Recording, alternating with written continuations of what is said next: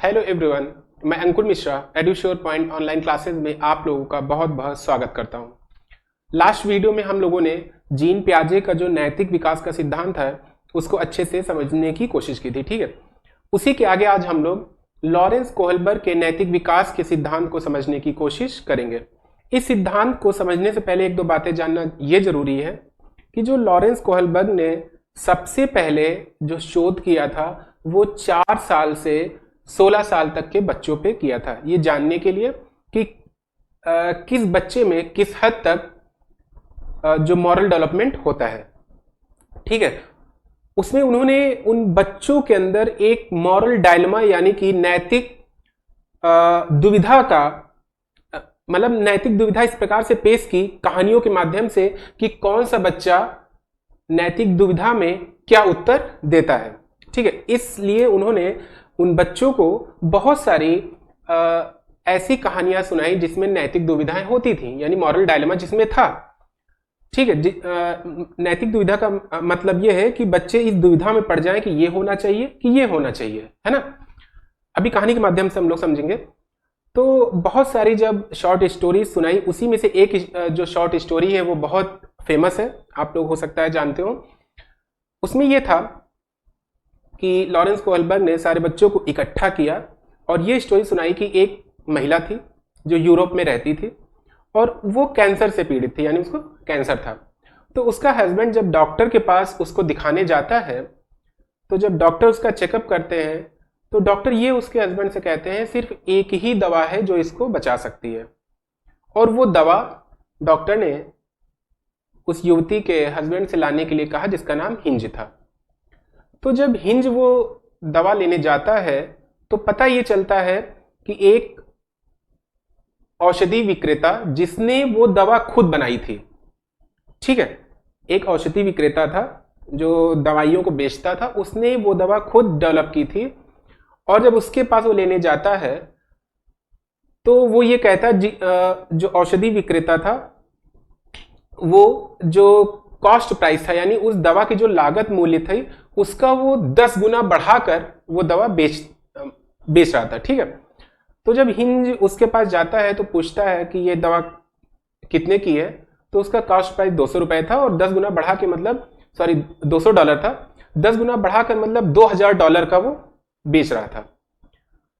तो किसी भी तरीके से हिंज ने अपने दोस्तों से बात करके, रिलेटिव से बात करके $1000 का इंतजाम कर लिया। अब वो फिर औषधि विक्रेता के पास गया तो उसने कहा कि सर आप एक काम करिए, या तो हमें $1000 पे प्लीज ये दवा दे दीजिए, बहुत जरूरी है, वाइफ की जान मेरे बहुत खतरे में है। तो वो नहीं माना। जब वो नहीं माना तो एक कंडीशन हिंज ने और रखी कि आप $1000 हमसे अभी ले लीजिए और $1000 हम बाद में दे देंगे। तब भी नहीं माना वो। उसने कहा नहीं, ये दवा मैंने बनाई है और मैं $2000 पे ही इसे दूंगा। तो उसके बाद क्या होता है कि रात में हिंज आता है, उस जो दुकान थी उसका ताला तोड़ता है और वो दवा चुरा लेता है। अब ये कहानी कोहलबर्ग ने बच्चों के सामने रखी जो 4 से 16 साल के थे। रखने के बाद उन बच्चों के सामने एक मॉरल जो मैंने बताया डायलेमा यानी कि नैतिक दुविधा सामने ये आ गई कि दवा चुराना सही था, सामाजिक रूप से तो गलत है, चोरी नहीं करनी चाहिए। दूसरी तरफ चूंकि वो पत्नी थी, क्या दूसरों की जान बचाने के लिए चोरी की जा सकती है? ऐसे ही प्रश्न बहुत सारे उठ रहे थे। इन्हीं को मॉरल डायलेमा कहा गया। लॉरेंस कोहलबर्ग ने कहा कि नैतिक दुविधा का मतलब है जहां पे एक स्टोरी के माध्यम से बच्चों के मन में चीजें क्रिएट करना कि जवाब वो किस तरह से देंगे, वो नैतिकता को ध्यान में रखेंगे या कुछ जो समाज ने रूल्स बनाए हैं उसको ध्यान में रखेंगे। इसी को लेकर लॉरेंस कोहलबर्ग ने जो नैतिक विकास का सिद्धांत दिया, इसमें उन्होंने 3 स्तर बताए। कौन कौन से? देखिए, पहला है पूर्व रूढ़िगत नैतिक तर्कणा का स्तर यानी level of pre conventional moral reasoning. ठीक है, पूर्व रूढ़िगत, यहां पे अगर पूर्व रूढ़िगत एग्जाम में ना आए तो हो सकता है पूर्व रूढ़िगत की जगह पे आपको परंपरागत भी मिले, तो बात एक ही है। ठीक है, सारे में रूढ़िगत जहां पे है, हो सकता है एग्जाम में आपको परंपरागत देखने को मिले, लेकिन इंग्लिश में याद रखिए वो ज्यादा बेहतर होगा। Level of pre conventional, level of conventional और लेवल ऑफ पोस्ट कन्वेंशनल। अब बात आती है यहाँ पे नैतिक तर्कणा, ये क्या है, यानी मॉरल रीजनिंग। मॉरल रीजनिंग वो है जब बच्चा, कोई भी पर्सन सही गलत की पहचान कैसे कर पा रहा है, यानी इसी कौन सी रीजनिंग वो लगा रहा है जिससे सही और गलत पहचानने की प्रक्रिया को ही हम क्या कहते हैं, नैतिक तर्कणा। बात समझ में आ गई, क्या सही है क्या गलत है, इसके पीछे उसकी सोच क्या है, ये कहलाती है मॉरल रीजनिंग। ठीक है, तो कौन कौन से स्तर बताए, 3 स्तर बताए। पहला है level of pre conventional moral reasoning, दूसरा है level of conventional moral reasoning और तीसरा है level of post conventional moral reasoning. ठीक है, अब जो पहला स्तर था इसके इन्होंने 2 पार्ट बताए। एक तो बताया दंड एवं आज्ञाकारिता उन्मुक्ता, यानी पनिशमेंट एंड ओबीडियंस ओरिएंटेशन। दूसरा है अहंकार की अवस्था, यानी स्टेज ऑफ ईगो। दूसरा है, अब दूसरे स्टेज में भी 2 स्तर बताए। एक तो है a good boy and nice girl orientation, यानी अच्छा लड़का और अच्छी लड़की उन्मुक्ता। तीसरा है, फोर्थ है इसी में अधिकार संरक्षण अभिविन्यास, इसको सोशल ऑर्डर मेंटेनिंग ओरिएंटेशन भी कहते हैं या अथॉरिटी मेंटेनिंग ओरिएंटेशन भी कहते हैं। ठीक है, लास्ट के भी उन्होंने 2 स्तर बताए हैं, एक तो सामाजिक अनुबंध उन्मुक्ता और सार्वभौमिक नीतिपरक उन्मुक्ता। इसको अच्छे से समझेंगे, पहले ये देख लीजिए कौन कौन से स्तर में इन्होंने डिवाइड किया है। हम एक बार फिर से कह रहे हैं कि इंग्लिश में याद रखने की कोशिश करेंगे, वो ज्यादा बेहतर होगा हिंदी में नाम बदलते जाएंगे लेकिन इंग्लिश में सेम रहता है। ठीक है, चलिए आइए देखते हैं। पहला है हमारा पूर्व रूढ़िगत नैतिक तर्कणा का स्तर। ठीक है, कब से कब तक होता है, 4 to 10, यानी 4 से 10 साल तक होता है। अब इसमें सबसे इंपॉर्टेंट चीज क्या है, इसमें सबसे इंपॉर्टेंट चीज यह है कि जो सही गलत का निर्धारण होता है वो बच्चे खुद के इंटरलाइज्ड स्टैंडर्ड के हिसाब से ना करके जो दूसरों ने नैतिक जो विकास है या नैतिकता है उसका एक पैरामीटर, एक स्टैंडर्ड सेट कर रखा है। किसने, अथॉरिटी ने। अथॉरिटी का मीन्स यहां पे क्या है, समझिएगा पहले इस चीज को। अथॉरिटी का मीन्स है माता पिता,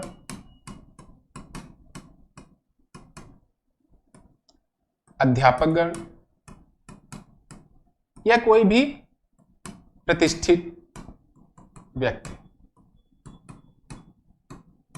XYZ कोई भी हो सकता है जो बड़ा है आपसे, जिसको कुछ नॉलेज है ना, मॉरल वैल्यूज के बारे में। तो इस चूंकि प्री कन्वेंशनल है, यानी रूढ़िगत नैतिक के पहले की बात हो रही है, तो इसमें बेसिकली बच्चा सही गलत की पहचान कैसे करेगा, तो अथॉरिटी ने यानी इन लोगों ने जो मानक, जो स्टैंडर्ड बना रखे हैं, इसी के बेसिस पे वो सही गलत का निर्णय लेगा। सिंपल सी बात है, उसका खुद का कोई मतलब मॉरल चीजें नहीं होती हैं, उसकी खुद की नैतिकता नहीं होती जिससे वो समझ पाए क्या सही है क्या गलत है। ठीक है, यानी इंटरलाइज्ड स्टैंडर्ड उसका कुछ नहीं होता है, आंतरिक मानक उसका कोई नहीं है। वो सिर्फ जो दूसरे बताएंगे, दूसरे लोग बताएंगे कि चोरी करना गलत है, झूठ बोलना पाप है, वही चीज इसमें क्या करते हैं बच्चे, उसी चीज के हिसाब से सही गलत का डिसीजन लेते हैं। ठीक है, मेन चीज ये है, यानी कि एक पॉइंट इसमें ये लिख सकते हैं, दूसरों के मानक के हिसाब से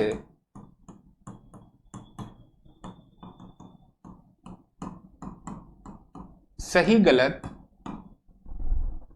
की पहचान या कि दूसरों का व्यवहार कैसा है वो ये कैसे समझेंगे, इनके मानकों के हिसाब से।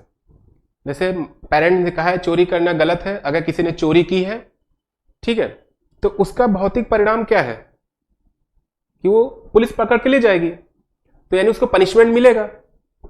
पनिशमेंट मिलना इनके हिसाब से गलत है। यानी कि चोरी करना, जो सामने वाला है चाहे जितना अच्छा व्यक्ति हो लेकिन उसने चोरी की है, इसलिए वो गलत है, क्योंकि पेरेंट्स ने ये कहा था चोरी करना गलत है। यानी उनका खुद की कोई सोच नहीं है, खुद का कोई आंतरिक मापन नहीं है, ठीक है। इस वजह से वो दूसरों के मानक के हिसाब से सही गलत की पहचान करते हैं, ठीक है। अब बात आ जाती है कि इन्होंने आगे क्या क्या बताया है, ठीक है।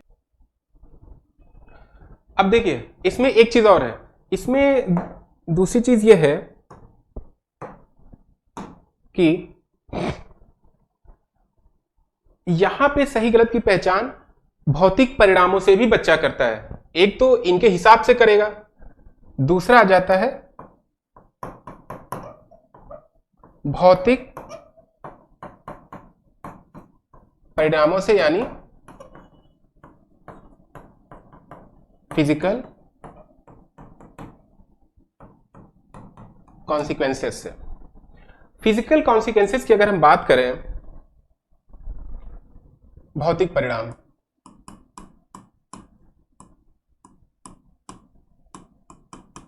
भौतिक परिणाम दो ही प्रकार के हो सकते हैं। पहला, या तो दंड मिलेगा, दूसरा या तो पुरस्कार मिलेगा। बात समझ में आ रही है? फिर से एक बार सोचते हैं।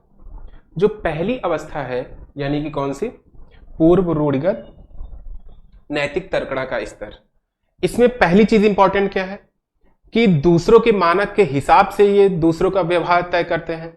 यानी जो हमारी अथॉरिटी है, ये बच्चों की अथॉरिटी, यानी माता पिता हैं, अध्यापक हैं, प्रतिष्ठित व्यक्ति हैं, उन्होंने जो मानक सेट कर रखे, स्टैंडर्ड सेट कर रखे हैं, क्या सही है क्या गलत है, उन्होंने जो कह दिया है कि फला चीज करनी गलत है, फला चीज करना सही है, चोरी करना गलत है, हमेशा जो है सच बोलना चाहिए, झूठ नहीं बोलना चाहिए, तो इन्हीं चीजों को वो लोग एक्सेप्ट कर लेते हैं।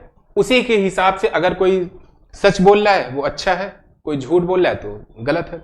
दूसरी चीज आ जाती है कि भौतिक परिणाम क्या है, अगर किसी ने कोई कार्य किया है तो उस कार्य के बेस पे उसको कैसा रिजल्ट मिल रहा है। रिजल्ट का मतलब है भौतिक परिणाम दो ही हो सकते हैं। अगर किसी पर्सन ने कोई कार्य किया तो उसका परिणाम या तो पुरस्कार होगा या तो दंड होगा। इसी के बेसिस पे ये जो पूर्व रूढ़िगत की अवस्था है, इसके दो स्तर बताए हैं। किसने? लॉरेंस कोहलबर्ग ने। कौन कौन से? ये देखिए,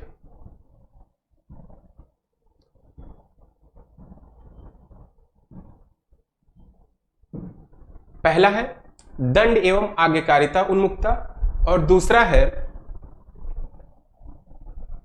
साधनात्मक सापेक्षकारी उन्मुखता या स्टेज ऑफ ईगो। इसमें पुरस्कार की अपेक्षा होती है और उसमें दंड की वजह से, दंड मिलने की वजह से वो अपना व्यवहार इस हिसाब से रखते हैं कि उन्हें पनिशमेंट ना दिया जाए। तो मैंने क्या बताया कि भौतिक परिणाम के कारण जो पूर्व रूढ़िगत की अवस्था है उसको दो भागों में बांट दिया गया है। कौन कौन से दो भाग हैं? यहां देख लीजिए, दंड एवं आज्ञाकारिता की उन्मुखता, ठीक है, और दूसरा है अहंकार की अवस्था, ठीक है। आइए समझते हैं कि एक एक करके। पहली है दंड एवं आज्ञाकारिता उन्मुखता, यानी पनिशमेंट एंड ओबीडियंस ओरिएंटेशन। पहला पॉइंट इसमें क्या है? इनका व्यवहार वैसा ही रहता है कि इनको पनिश ना मिले। हर वो काम इसलिए करते हैं या इसलिए सोच लेते हैं कि हमको वही काम करना है जिससे हमें पनिशमेंट ना दिया जाए, यानी दंड से दूर रहने का प्रेरक जो मोटिव होता है वो प्रबल होता है। दूसरा पॉइंट, अथॉरिटी के प्रति हमेशा सम्मान दिखाते हैं। अभी मैंने बताया अथॉरिटी क्या है, आपके पेरेंट्स हैं, प्रतिष्ठित व्यक्ति हैं या टीचर्स हैं, यानी हर वो बड़ा इंसान, उनसे जिसने मॉरल, बच्चों को जो मॉरल वैल्यू सिखा रहा है ना, वो क्या हो जाता है? उनके लिए अथॉरिटी हो जाता है। अथॉरिटी के प्रति सम्मान दिखलाना ताकि पनिशमेंट ना मिले। ऑब्वियस सी बात है, माता पिता के सामने माता पिता की रिस्पेक्ट करेंगे, टीचर्स की रिस्पेक्ट करेंगे, और वो इस डर से करते हैं कि उनको पनिश ना किया जाए। यानी अगर पैर भी छू रहे हैं तो इस डर से करेंगे कि अगर नहीं छुएंगे तो हो सकता है पनिशमेंट मिल जाए। उनका खुद का, मैंने क्या बताया, जो आंतरिक नैतिकता है, इंटरलाइज्ड स्टैंडर्ड है, वो उनका खुद का नहीं होता है कि वो समझ ले कि पैर छूना सही है। नहीं, दूसरों ने कहा है पैर छूना है, नहीं छुएंगे तो हो सकता है पनिशमेंट मिल जाए। इस वजह से अथॉरिटी के प्रति सम्मान दिखाते हैं ताकि उन्हें पनिशमेंट ना मिले। दूसरी चीज, किसी भी व्यवहार की नैतिकता को बच्चे उसकी भौतिक परिणामों से तय करते हैं। अभी मैंने इससे पहले बताया भी है ना। भौतिक परिणाम क्या है कि अगर कोई चीज गलत है तो उसको अगर पनिश किया जा रहा है, अगर किसी ने कोई काम किया और उसको पनिश किया तो उसका भौतिक परिणाम क्या है? पनिशमेंट। पनिशमेंट मिला है यानी वो काम गलत है। आपने अगर कुछ अच्छा भी किया है और आपको पनिशमेंट मिला है तो भी वो अच्छा काम या अच्छा नहीं समझेंगे, वो गलत समझेंगे, क्योंकि भौतिक परिणाम क्या है? आपको पनिशमेंट मिला है। सपोज दैट आपने आपका बहुत अच्छा स्कोर आया एग्जाम में, 10 में से 8, ठीक है, कोई टेस्ट हुआ 10 में से 8 आपको मार्क्स मिले, बट 10 में से 8 मार्क्स मिले फिर भी पेरेंट्स आपको डांट रहे हैं, यानी बच्चों के अंदर क्या आ जाएगा? आपने पूरी तरह से पढ़ाई नहीं की, क्योंकि आपको डांटा जा रहा है, पनिश किया जा रहा है, यानी 10 आउट ऑफ 10 आने चाहिए थे। बात मेरी समझ में आ रही है कि अगर आप अच्छा भी करेंगे और पनिश मिलेगा तब भी इनको ये लगेगा वो अच्छा काम अच्छा नहीं है। अब बात आती है हिंज की कहानी पे, कि जो हिंज की कहानी थी उसमें इस स्तर के बच्चों को, जो पहला स्तर है यानी पहली अवस्था है दंड एवं आज्ञाकारिता की उन्मुक्ता, किसकी है? पूर्व रूढ़िगत स्तर की। पूर्व रूढ़िगत स्तर की 2 अवस्थाएं हैं, दंड एवं आज्ञाकारिता की उन्मुक्ता और दूसरा है ईगो यानी अहंकार की अवस्था। अब दोनों में हम ये देखते हैं कि हिंज को दवा चुरानी चाहिए थी कि नहीं। चलिए आइए देखते हैं। अब इस अवस्था के बच्चे क्या कहेंगे कि हिंज को औषधि चुरानी नहीं चाहिए। क्यों नहीं चुरानी चाहिए? क्योंकि ऐसा करने से वह पकड़ा जाएगा और जेल भेजा जाएगा और पिटाई होगी। यही तो कहा जा रहा है। पनिशमेंट, इन तीनों में देखिए सबसे इंपॉर्टेंट पनिशमेंट ना मिले, पनिशमेंट मिल रही है। अब ये औषधि चुराना इस स्तर के बच्चों के लिए क्यों गलत है? इसलिए वो कहानी का सार नहीं समझ रहे हैं, वो सिर्फ ये जान रहे हैं अगर उन्होंने औषधि चुराई तो पकड़ा जाएगा, क्योंकि इनकी जो अथॉरिटी है, पेरेंट्स है, उन लोगों ने कह रखा है चोरी करना गलत है, अगर चोरी करोगे पुलिस पकड़ ली जाएगी। ये चीज इनको पता है, इसी वजह से ये कह रहे हैं अगर हिंज ने दवा चुराई, भले ही दवा देने से उसकी पत्नी की जान बच रही हो, लेकिन इनके हिसाब से पत्नी का बचना जरूरी नहीं है। इस स्तर के बच्चों के हिसाब से चोरी मत करो नहीं तो पकड़े जाओगे। तो इस स्तर पे बच्चे क्या कहेंगे? हिंज को औषधि चुराना नहीं चाहिए, क्योंकि ऐसा करने से वह पकड़ा जाएगा और जेल भेजा जाएगा। आई होप आप लोगों को ये चीज समझ में आई होगी। अगली अवस्था देखते हैं। अगली है साधनात्मक सापेक्षवादी उन्मुक्ता यानी इंस्ट्रूमेंटल रिलेटिविस्ट ओरिएंटेशन, या इसको कहते हैं सिंपल भाषा में आप याद रखिए अहंकार की अवस्था, स्टेज ऑफ ईगो। ठीक है, अब इसमें क्या क्या पॉइंट होते हैं कि बालक का व्यवहार स्वयं के लाभ से प्रोत्साहित होता है। कैसा होता है? स्वयं के लाभ से प्रोत्साहित, मतलब की है अगर उसको बेनिफिट हो रहा है दूसरों से, जिस व्यक्ति से उसको लाभ प्राप्त हो रहा है उस व्यक्ति के प्रति उस बच्चे का व्यवहार अच्छा रहेगा। बात समझ में आ रही है? किसी ने चॉकलेट दिया तो वो उस चॉकलेट देने वाले से बहुत अच्छे से पेश आएगा। दूसरा पॉइंट, सही गलत का निर्धारण उस बच्चे की व्यक्तिगत आवश्यकताएं करती हैं। जो व्यक्ति उन बच्चों की व्यक्तिगत आवश्यकताओं की पूर्ति करेगा वो व्यक्ति नैतिक रूप से सही है, और जो उन बच्चों की व्यक्तिगत आवश्यकताओं की पूर्ति नहीं कर रहा है वो नैतिक रूप से गलत है। इसमें देखिए शेयरिंग के साथ साथ रेसिप्रोसिटी भी होती है। इसका मतलब क्या होता है? आदान प्रदान। मतलब शेयरिंग तो करते हैं, इस स्तर के बच्चों का ये विश्वास है कि अगर हम किसी को कोई चीज दे रहे हैं तो बदले में ये अपेक्षा रखते हैं कि दूसरा भी उनको उतना ही दे। अगर मैंने किसी की हेल्प की है तो दूसरा भी मेरी उतनी ही हेल्प करे, तभी वो अच्छा है, अन्यथा वो अच्छा नहीं है। अच्छे व्यवहार पर पुरस्कार की भी अपेक्षा होती है, यानी कि अगर उन्होंने अच्छा बिहेव किया है तो हर समय सोचते रहते हैं कि उनको कुछ ना कुछ मिलना चाहिए। ठीक है, अगर उन्होंने अच्छा किया है तो कोई ना कोई पुरस्कार मिलना चाहिए, इसलिए इसको पुरस्कार की भी अवस्था कहा जाता है। अब बात आती है हिंज की, कि हिंज ने जो दवा चुराई थी वो उसे चुरानी चाहिए थी नहीं। आइए देखते हैं इनका क्या कहना है। हिंज को औषधि चुरा लेनी चाहिए क्योंकि वह थोड़े समय के लिए जेल भी जाएगा तो क्या, जेल से बाहर आने पर वह पत्नी को तो साथ पाएगा। समझिए क्या कह रहा है? बालक का व्यवहार स्वयं के लाभ से प्रोत्साहित होता है। सही गलत का निर्धारण उस बच्चे की व्यक्तिगत आवश्यकताएं। अब बताइए इस समय हिंज की व्यक्तिगत आवश्यकता क्या है? हिंज की व्यक्तिगत आवश्यकता है औषधि। ठीक है, इस वजह से ये क्या कह रहे हैं? व्यक्तिगत आवश्यकता अगर पूर्ति हो रही है तो वो चीज सही है। इस स्तर के बच्चों का ये मानना है, यानी हिंज की व्यक्तिगत आवश्यकता क्या है? औषधि नहीं मिली तो मेरी पत्नी मर जाएगी। अब जो बच्चे अपने लिए सोचते वही हिंज के लिए सोच रहे हैं कि हिंज को औषधि चुरा लेनी चाहिए, वो गलत नहीं है, क्योंकि वो उसकी व्यक्तिगत आवश्यकता है ना। चुरा लेने से भले ही वो जेल जाएगा, लेकिन कुछ समय बाद वापस आएगा, उसकी पत्नी जिंदा रहेगी और वो फिर मिल जाएगी।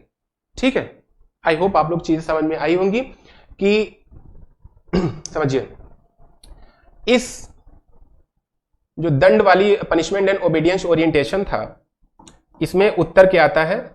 नहीं चुराना चाहिए, समझिएगा बच्चों का। और इसमें उत्तर आता है हाँ, चुरा लेना चाहिए। क्यों चुरा लेना चाहिए? क्योंकि इस स्तर के बच्चे जो स्टेज ऑफ ईगो या इंस्ट्रूमेंटल रिलेटिविस्ट ओरिएंटेशन की अवस्था के बच्चे होते हैं, वो व्यक्तिगत आवश्यकता पे ज्यादा विश्वास रखते हैं कि व्यक्तिगत आवश्यकता जो है हमारी, अगर उसको कोई फिलफिल कर रहा है तो वो अच्छा है और वो फिलफिल होनी चाहिए। इसी हिसाब से हिंज की व्यक्तिगत आवश्यकता थी दवा। अब दवा मिल तो रही नहीं थी, वो भाई पैसे उसने इकट्ठा किए, उसके बाद भी नहीं मिल रही थी, वो नहीं दे रहा था औषधि विक्रेता, कोई ऑप्शन था नहीं इसके पास चुराने के अलावा। तो इसलिए अंततः इसने क्या किया? दवा को चुरा लिया। और इस स्तर के बच्चों का भी कहना है कि हाँ, उसने सही किया। चुराने से भले ही वो जेल जाएगा, लेकिन बाद में उसकी पत्नी मिल जाएगी। ठीक है, अगला आ जाता है रूढ़िगत नैतिक तर्कड़ा का स्तर, यानी level of conventional moral reasoning. क्या है? Level of conventional moral reasoning. इसमें क्या होता है समझिए। अभी मैंने बताया पूर्व रूढ़िगत वाले में क्या होता है कि बच्चे का, समझिएगा ध्यान से, बच्चे की अपनी कोई यानी इंटरलाइज्ड या इंटरनल मॉरल नहीं होता है, यानी इंटरनल स्टैंडर्ड नहीं होता है जिससे वो तय कर सके खुद से क्या गलत है क्या सही। इसके पहले के जो पूर्व रूढ़िगत स्तर था, उस पर मैंने क्या बताया कि वो दूसरों के स्टैंडर्ड के हिसाब से काम करते हैं। दूसरों ने जो स्टैंडर्ड तय कर रखा है, उसी के बेसिस पे वो डिसाइड करते हैं किसका व्यवहार सही है किसका गलत है। ये बात किसकी हो रही है? पूर्व रूढ़िगत की। अब बात आती है रूढ़िगत की। इसको समझ लिए तो वो भी समझ जाएंगे। अब बात आती है रूढ़िगत की। समझिए रूढ़िगत में क्या है, देखिएगा।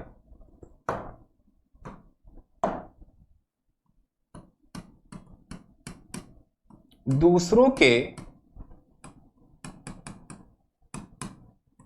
मानकों को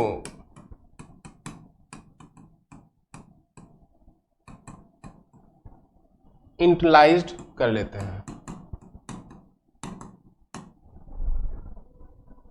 फिर उसी के हिसाब से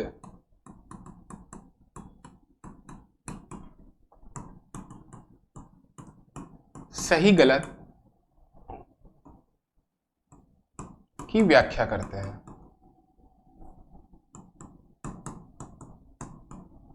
व्याख्या, बात समझिए। उसमें क्या था मैंने बताया? उसमें था जो सामने वाला कह रहा है उसको जो कह रहा है उसी को मान लेते थे।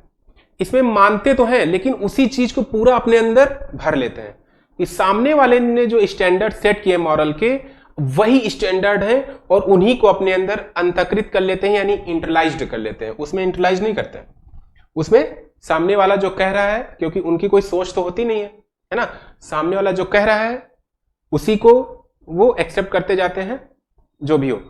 और इसमें क्या होता है, जो सामने वाला कह रहा है उसी को अपने अंदर अंतकृत कर लेते हैं, यानी सामने वाले ने जो जो बातें बताई उन्हीं को वो बच्चा क्या करता है, पूरा A to Z कॉपी करके अपने अंदर भर लेता है। अब जो सामने वाला जिस चीज को गलत कहेगा, अब वो भी बच्चा भी उस चीज को गलत ही कहेगा। फर्क इतना है कि उसमें ये अंतकृत नहीं करता है उस अवस्था में। ठीक है, जो मान लो सामने वाले ने अभी कहा चोरी करना गलत है, ठीक है गलत है, 2 दिन बाद कहेगा चोरी करना सही है, तो वो मान लेगा सही है।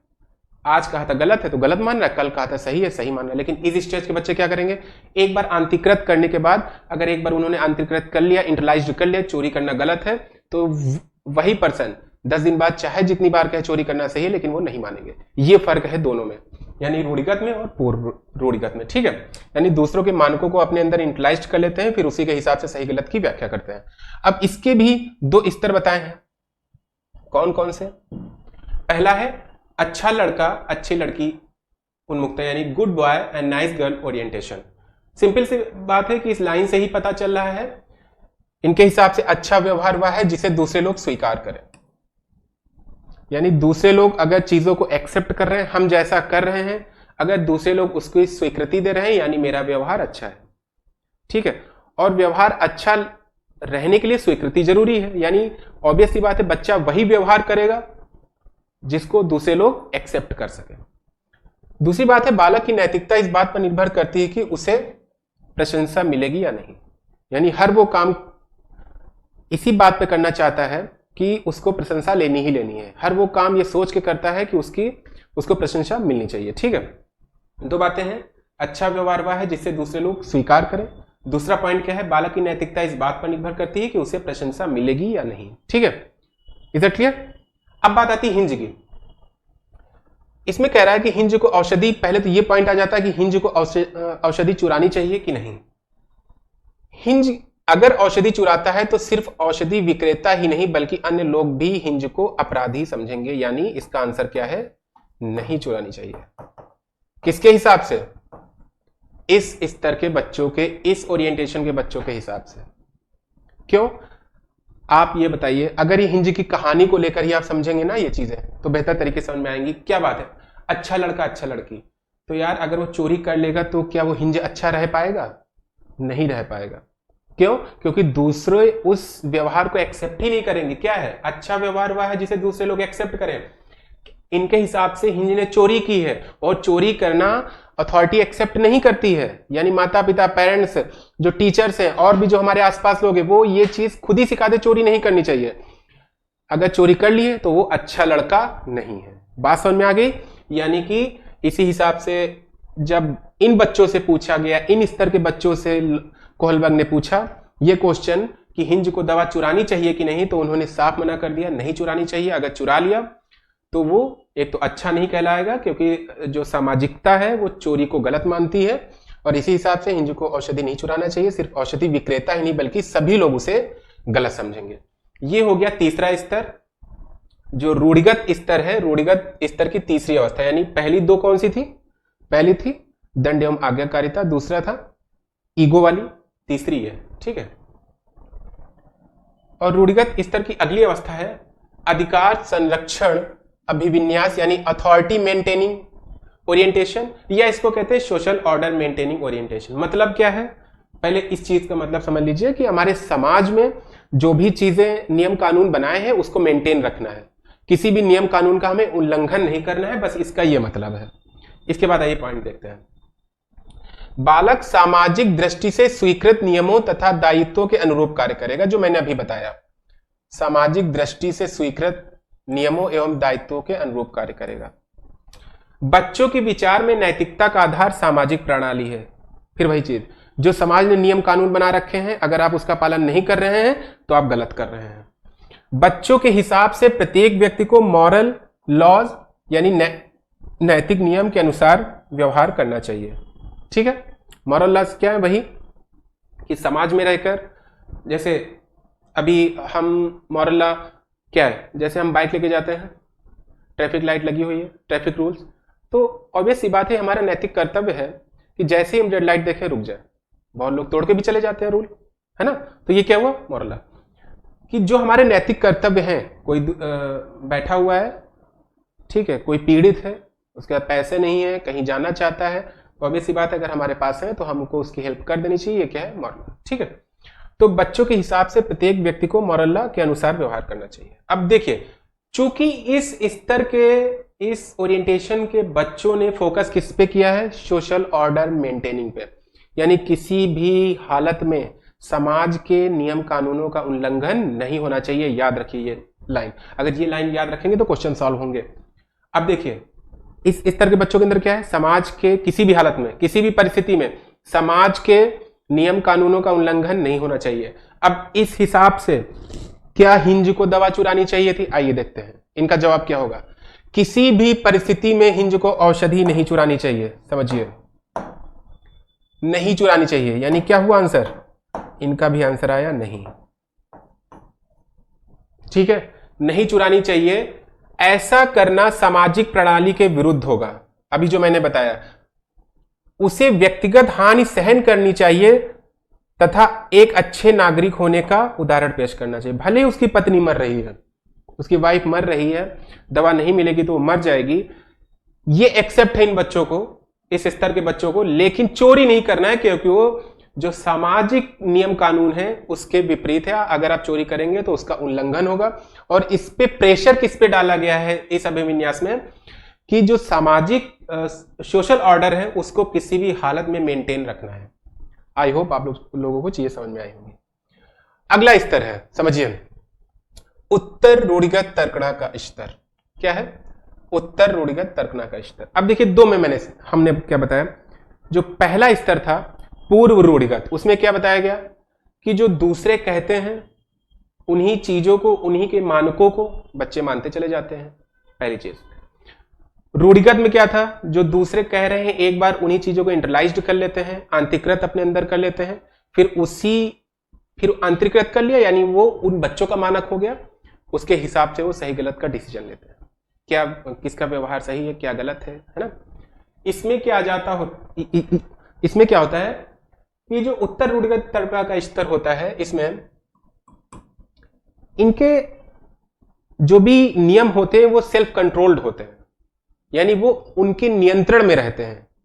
कहने का तात्पर्य यह है कि अगर हिंज दवा चुरा रहा है लेकिन उससे किसी की जान बच रही है तो ये अपने हिसाब से मॉडिफिकेशन कर सकते हैं, ठीक है, नियम में कि यार जान बचना ज्यादा जरूरी है, दवा चुराना, अगर चुरा के जान बच भी रही है तो इंपॉर्टेंट यह है कि उस पर्सन की जान बचनी चाहिए, इंपॉर्टेंट ये नहीं कि वो चोरी ना करे। बात समझ में आ गई कि इस स्तर पे जो नियम कानून होते हैं उसमें क्या होता है कि वो बच्चे या जो किशोर होते हैं, क्योंकि एज क्या होती है 13+ इसमें, है ना, और इससे पहले वाली एज क्या होती है, हाँ 10 to 13, ठीक है, ठीक है। इसमें क्या होता है, नियम, सामाजिक नियमों को मानना है लेकिन आवश्यकता पड़ने पर उसमें मॉडिफिकेशन हो सकता है, ठीक है। अब बात आती कौन कौन से स्तर है। अब इसमें देखिए 4 स्तर हम लोग पढ़ चुके हैं, 5वां स्तर है सामाजिक अनुबंध उन्मुक्ता। अब समझिए 5वां स्तर और 4था स्तर सेम है, लेकिन हिंज के द्वारा दवा देने में उसका आंसर गलत है, मतलब दोनों में डिफरेंस है, समझिएगा। सामाजिक अनुबंध उन्मुक्ता क्या है, सोशल कॉन्ट्रैक्ट ओरिएंटेशन। इस अवस्था में किशोर उन वैयक्तिक इंडिविजुअल अधिकारों तथा नियमों का आदर करते हैं जो प्रजातांत्रिक रूप से मान्य होते हैं। भाई यही तो बात कही गई थी इससे पहले वाले स्तर में कि सामाजिक सोशल ऑर्डर को मेंटेन करना है, लेकिन यहां पे थोड़ी इसमें व्यापकता आ जाती है, ठीक है। किशोर यह विश्वास करते हैं कि समाज का उत्तम कल्याण तब होता है जब उसके सभी सदस्य समाज के नियमों का आदरपूर्वक पालन करें, ठीक है। अब इसमें और उसमें डिफरेंस क्या है, उसमें क्या था, जो सोशल ऑर्डर था, जो सोशल ऑर्डर यानी समाज के नियम कानून है उसमें हम किसी प्रकार का परिवर्तन नहीं कर सकते, तो इससे पहले की स्टेज थी, है ना, यानी रूढ़िगत स्तर की जो दूसरी अवस्था की बात कर रहे हैं, सोशल ऑर्डर मेंटेनिंग या अथॉरिटी मेंटेनिंग ओरिएंटेशन, ये और वो लगभग एक जैसी है, बस इसमें उसमें फर्क इतना है, इसमें परिस्थिति के हिसाब से समाज के नियम कानून देखे जाएंगे। अगर परिस्थिति कह रही है कि समाज के नियम में हल्का सा चेंज हो सकता है तो वहां पे चेंज कर दिया जाएगा। यानी पहला क्या है, इस अवस्था में किशोर में वैयक्तिक अधिकार, इंडिविजुअल राइट तथा नियमों का आदर करते हैं जो प्रजातांत्रिक रूप से मान्य है, यानी डेमोक्रेटिकली जो मान्य है। लोगों में प्रजातांत्रिक का मतलब क्या है, यहां पे प्रजातांत्रिक का मतलब है जो व्यक्ति एकदम हाशिए पर है, मतलब माइनॉरिटी है, वो भी वो मानता हो, और जो मेजॉरिटी में है वो भी वो नियम मानता हो, ठीक है। यानी कि ओवरऑल जब सब लोग नियम जो मान रहे हैं उसको मेंटेन रखना है, ये उसी के हिसाब से व्यवहार करना है। दूसरा क्या है, किशोर यह विश्वास रखते हैं कि समाज का उत्तम कल्याण तब हो सकता है जब सभी सदस्य समाज के नियमों का पालन करें, ठीक है। अब आइए देखते हैं क्या होता है हिंज वाली स्टोरी में। इनके हिसाब से क्या हिंज को दवा चुरानी चाहिए, देखते हैं। हिंज को औषधि चुरा लेनी चाहिए, पहला, हाँ, क्योंकि सामाजिक नियम एक दूसरे के लाभ के लिए बनाए गए हैं, इसलिए परिस्थिति की तात्कालिक अवस्था को देखते हुए औषधि चुरा लेनी चाहिए। अब देखिए ये 5वीं 5वां स्तर और ये क्या था, चौथा। इसमें नहीं, उसमें हां। डिफरेंस को समझिएगा। रूढ़िगत स्तर के जो सेकंड है ओवरऑल के हिसाब से चौथा, और रूढ़िगत के हिसाब से सेकंड। अधिकार संरक्षण अभिविन्यास यानी सोशल ऑर्डर मेंटेनिंग का, इसके हिसाब से औषधि नहीं चुरानी चाहिए। चाहे जैसी परिस्थिति आ जाए, हम सोशल ऑर्डर को मेंटेन रखना ही रखना है, उसमें हम किसी प्रकार की हिलावाली संभव नहीं है। और सेम यही है सामाजिक अनुबंध, यानी इसमें भी सोशल ऑर्डर मेंटेनिंग को कहा गया है, लेकिन इसमें यह है कि हम तात्कालिक परिस्थिति को देखेंगे, उसके हिसाब से यह निर्णय लिया जाएगा कि क्या सही है क्या गलत। ऐसा नहीं कि चोरी करना गलत है तो गलत ही है। इसके हिसाब से अगर किसी की जान बच रही है तो वहां पे चोरी कर लेनी चाहिए, हिंज को औषधि चुरा लेनी चाहिए, क्योंकि सामाजिक नियम एक दूसरे के लाभ के लिए होते हैं। अगर नहीं चुराएगा तो किसी की जान जा सकती है। ठीक है, अगला है, लास्ट है, सार्वभौमिक नैतिक सिद्धांत या यूनिवर्सल इथिकल प्रिंसिपल ओरिएंटेशन। ये क्या है? देखिए, ये और जो इससे पहले था सोशल कॉन्ट्रैक्ट ओरिएंटेशन, इन दोनों में फर्क इतना है, इसमें इस अवस्था में किशोर खुद नियम बना लेते हैं। उसमें क्या था, सामाजिक नियम में ही हम ऊपर नीचे कर सकते हैं, मॉडिफिकेशन कर सकते हैं आवश्यकता पड़ने पर। जैसे हिंज को दवा चुरा लेनी चाहिए थी क्योंकि उसकी पत्नी की जान बच जाती। लेकिन सामाजिक नियम क्या है, चोरी करना गलत है। लेकिन उस समय की तात्कालिक परिस्थिति ही ऐसी बन गई कि अगर वो चोरी नहीं करेगा तो उसकी जान चली जाएगी, उसकी वाइफ की। इस हिसाब से वहां पे ये सही ठहराया गया, नहीं यार चोरी कर लिया ठीक है, किसी की जान बच रही है। यहां पे क्या है, यहां पे ये लोग क्या करते हैं, जो समाज में नियम है उसको पूर्णतया खारिज कर सकते हैं, ठीक है, या अपने नियम भी बना सकते हैं। लेकिन इस स्तर के जो वयस्क हैं, किशोर हैं, इनमें जो नियम बनाते हैं उनमें व्यापकता होती है, सार्वभौमिकता होती है। ऐसा नहीं है कुछ भी उठा के बना दिया, एक मेजॉरिटी उस चीज को एक्सेप्ट करती है। समझिए, उच्चतम सामाजिक स्तर की उच्चतम अवस्था है, ऑब्वियस सी बात है, सबसे उच्चतम जो है ये स्तर है, इसलिए उच्चतम अवस्था है। इस अवस्था के किशोर क्या गलत है क्या सही है, इस पर स्वयं निर्णय लेते हैं। क्या सही है क्या गलत है स्वयं निर्णय लेते हैं, उसी हिसाब से उनका नैतिक सिद्धांत होता है। किशोर दूसरों के विचारों से, नैतिक प्रतिबंधों से स्वतंत्र होकर, समझिए, जब पहली स्टेज थी उसके जस्ट अपोजिट यह स्टेज है। पहली स्टेज में क्या था, दूसरों के विचार ही उसके नैतिक सिद्धांत बन जाते थे बच्चों के, आज्ञाकारी और दंड वाले में, है ना, जो दूसरा कह रहा है उसी को मान लेते थे। इसका जस्ट अपोजिट है, वो निम्नतम स्तर था, ये उच्चतम स्तर है। इसमें क्या है कि किशोर दूसरों के विचारों से, नैतिक प्रतिबंधों से स्वतंत्र होकर और आंतरिक मानकों यानी इंटरनल स्टैंडर्ड के अनुरूप व्यवहार करता। अभी मैंने बताया, हमने तीनों की बात की। किस किस की बात की? जो पूर्व रूढ़िगत स्तर होता है उसमें क्या होता है, उसमें यह होता है कि जो दूसरे कह रहे हैं बच्चे उन्हीं के मानकों के हिसाब से सही गलत कर डिसीजन करते हैं। उसके बाद रूढ़िगत स्तर आता है, उसमें क्या होता है, जो दूसरों ने स्टैंडर्ड बना रखा है उन्हीं को आंतरिकृत कर लेते हैं, अपने अंदर पूरा A to Z कॉपी कर लेते हैं, फिर वो डिसाइड करते हैं क्या सही क्या गलत। इस स्तर पे क्या है, यानी उत्तर रूढ़िगत, पोस्ट कन्वेंशनल लेवल, इसमें क्या है, इसमें यह है कि जो किशोर हैं वो खुद अपने हिसाब से सिद्धांतों का निर्माण करते हैं, यानी उनके खुद का इंटरनल स्टैंडर्ड होता है। वो इंटरनल स्टैंडर्ड जरूरी नहीं है कि सामने वालों के स्टैंडर्ड से मैच करे, यानी जो नैतिक अवस्था का स्टैंडर्ड होता है वो उनका खुद का होता है। खुद का मतलब है कि जरूरी नहीं हर बात पे वो अपना डिसीजन ले, हर बात पे औरों से अलग डिसीजन ले, नहीं, एक विशेष परिस्थिति में, जैसे हिंज के सामने परिस्थिति थी कि एक विशेष परिस्थिति में क्या हमें सबके दृष्टिकोण को देखना चाहिए या पर्टिकुलर एक पर्सन के दृष्टिकोण को देखना चाहिए। ठीक है, ये चीज हो गई। एक बार रिपीट कर लेते हैं, इस अवस्था में किशोर क्या गलत है क्या सही इस पे फोकस करते हैं, और क्या सही क्या गलत है इस पे इनके खुद के विचार होते हैं, खुद का विवेक होता है, खुद की बुद्धि होती है, वो बुद्धि दूसरों से प्रभावित नहीं होती है। दूसरा है किशोर इसमें क्या है कि जो दूसरों के द्वारा प्रतिबंध होते हैं नैतिकता का, उसमें वो बंधे हुए नहीं होते हैं, इनके खुद के इंटरनल स्टैंडर्ड होते हैं। आइए अब देखते हैं कि इनके हिसाब से हिंज को औषधि चुरानी चाहिए कि नहीं। हिंज को औषधि चुरा लेनी चाहिए, क्योंकि किसी भी मानव जीवन को बचाना मुख्य है। समझिए, इन्होंने जो प्रायोरिटी दी है वो किस पे दी है कि मनुष्य का जीवन बचना चाहिए, उसके लिए कुछ भी करना पड़े। ठीक है, यानी इस बेसिस पे हिंज को औषधि चुरा लेनी चाहिए थी, यानी इसका आंसर हुआ हाँ। ठीक है, अब देखिए इस स्तर में दोनों में आंसर हाँ है। हाँ का मतलब है कि इस बात से यह साबित हो रहा है कि कहीं ना कहीं ये लोग नैतिकता को हर तरफ से सार्वभौमिक रूप से देख रहे हैं। केवल सामाजिकता के नियम के दृष्टिकोण से देखना वो गलत है, क्योंकि उसके हिसाब से तो फिर औषधि नहीं चुरानी चाहिए थी। इस वजह से सबसे अच्छा स्तर और सबसे परिपक्व स्तर कोहलबर्ग ने किसको कहा है?